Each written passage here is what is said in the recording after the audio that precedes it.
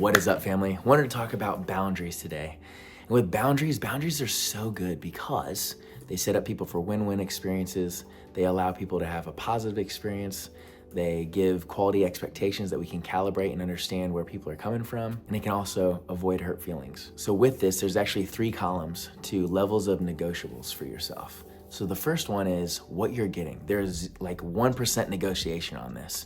This is what you anticipate to have and yield in your life and embrace in your life. So I'm gonna give you guys my list. So number 1 for me is that she needs to be a Christian. Number 2 is that there needs to be a high level, deep level of communication, right? I want us to have like intellectual conversations, deep conversations about, how we're feeling, about how things are processing, all that type of stuff, right? It's not gonna be shallow conversations. I do want it to be deep.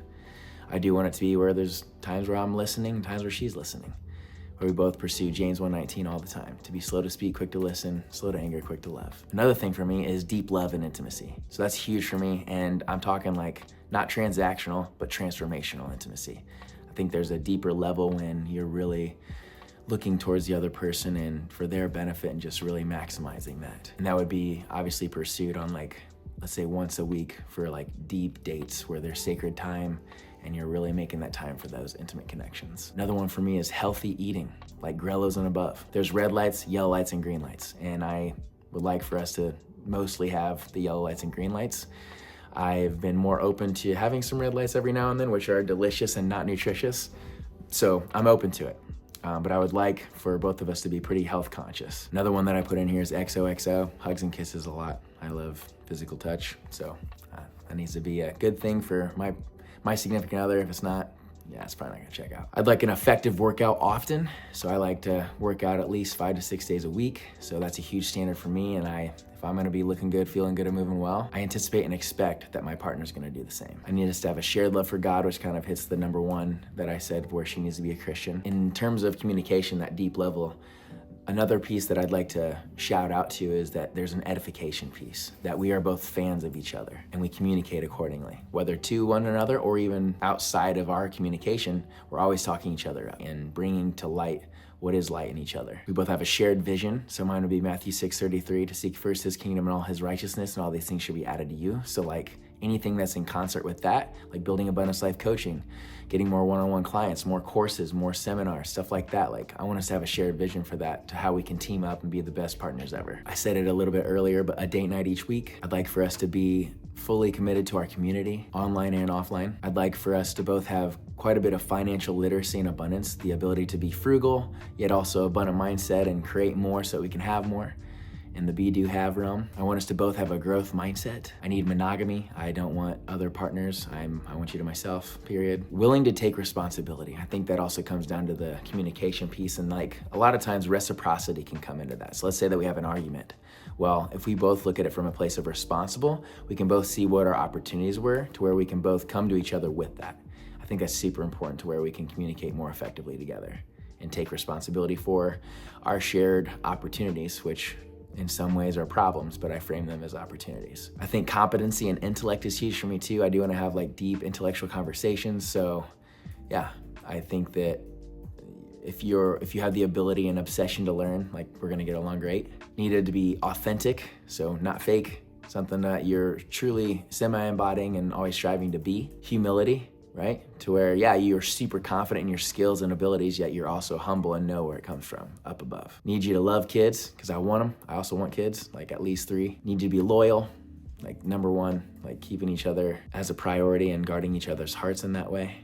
I've just seen a lot of like ways where I've fallen short and the other person has fallen short and just got really ugly. So for me, I'd like for us to both just remain loyal and keep it that way so we can always have that trust as a foundation. I think that honestly, something that I need to get in a relationship too is that they have good credit, like that comes back to the financial literacy part too. Optimism, so being a green light person, like do they only see the red lights that they hit in life, or do they also see all the green lights that they've hit too? It's all about the frame of reference. I'd like praise, good affirmations, back and forth, always edifying each other. Must be willing to have kids, kind of already said that. Nice teeth, I think that's huge for me. And then that also like kind of translates into hygiene as well. Like, bro, if you stinky, that's not gonna check out. Like I'm huge when it comes to olfaction and the opportunity to smell each other. and I want you to smell good because I'm gonna smell good too. I'm gonna be fresh as a mug. If I'm not, bro, I'm taking a shower. Putting on deodorant, like little things like that. Like hygiene's huge for me. So that's actually absolutely what I'm getting. Another thing too would be, I said faithfulness again, and then emotional intelligence. So that kind of breaks down to two categories. There's personal competence and social competence. Personal competence is where you understand yourself. You know what makes you tick. You know what like kind of irks you a little bit, and you're able to manage that well and channel those emotions. Whereas social competence is where you can read other people. You can see them from their nonverbal communication, their tone, their cadence, their timbre, like the way that they speak and the energy that they're giving. You can kind of see like, maybe they're receiving my message, maybe they're not. And then you proceed accordingly. Another one is kindness. That's really what it comes down to, fam, is just absolute kindness. Like, are you kind or are you vindictive and you wanna like try to hurt me? I don't think that's cool. Where it's win-lose or lose-win. I'd like it to be win-win all the time. And then lastly, for the things that I'm getting, my partner will do a breakthrough session on relationships to kind of clear the slate and take out any baggage that might be there. So mental emotional release and hypnotherapy, it's a good long session to really just go into timeline therapy and allow yourself to release a lot of baggage that might be holding you back from the best version of yourself. And you being open to that also tells me that you're growth-minded. So that's a non-negotiable for me, or that's something that is huge for me, that you would be growth-minded and willing to do that. Then we get into the negotiables. So negotiables for me is dogs. So I love dogs. I don't necessarily love having them at my place. I would be open to it more once we have kids and like things are getting more settled down, but I'm open to it. So dogs are negotiable, cats are negotiable. I have on here massage is negotiable. I can't see me and my partner not working out or working out if we don't give each other massages. So maybe that is something that I'm getting. I might have to change that. Another thing would be a negotiable is like cleaning each other's spaces. Like if you want to keep to you, I keep to me, that's fine. I would like for us to be a team about it. Like that would be awesome, but that's negotiable for me. And then ultimate frisbee, like that's something I absolutely love. So if you'd play with me too, that'd be great. If not, I totally understand. And it's negotiable for me. Same thing with wrestling. I'd love to wrestle you because I love wrestling and I love teaching new things. So if that's a shared experience, that's great. If not, it's negotiable, it's okay. And then I even put too, like smoking weed, like no more than like 3 times a year. I don't want it to be like a habit. And then same thing with the vape. So that's where I'm at. It's negotiable, not something that I'm super big fan of. Then third column is the non-negotiables. So non-negotiables for me, family, is like cigarettes, number one. Like seriously, I was around a lot of smoking when I was little and I absolutely hated it. I dreaded it. I dread it today. I don't like being around it. If a patient even has like a cigarette, like I ask them to either put it out or I can go out until they're done. So it's like, yeah, I don't want that. That's not negotiable for me. Another thing would be drugs, like the hard drugs. Like, nah, that's not for me. It's not legal, so I'm good. Another thing too is like just reptiles. Like I don't want a freaking like iguana or snakes, anything like that. That's just, I don't know, it's a vibe for me. I don't want it, so it's non-negotiable for me. Another thing would be drinking more than 3 drinks at a time, and I mean that with like alcohol. Like I think that more than 3, like you kind of start becoming unsober-minded, and then it's no longer an intellectual conversation. There's not really much of the vibe anymore. Like it's getting beyond just a pleasurable experience, and then it's like babysitting, and I'm just not into that. So no drinking more than 3 drinks at a time, really. Like sure, every now and then, like if it's just you and me and we want to go crazy every now, like okay, sure, but like I don't know. I don't think that it needs to be like a habit. And then non-abusive physically or even verbally, emotionally. Like, no, we need to be sticking to what we are getting, and that's the edification, the love, the praise. That's not a part of that. No cheating mentally, emotionally, physically, or even spiritually. Like flirting with other men, like, nah, that's a no-go.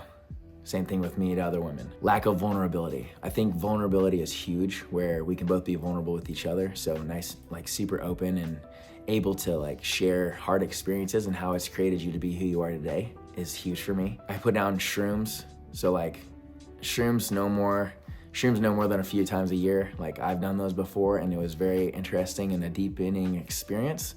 So I'm open to that, but like more than that, it's non-negotiable. Behavior that doesn't allow me to be me. That's something that I put in here. And like I've experienced that before, to where I could not be myself and kind of had to hold back my energy. And if people want less, they can, like if I'm too much for them, then they can go find less, essentially.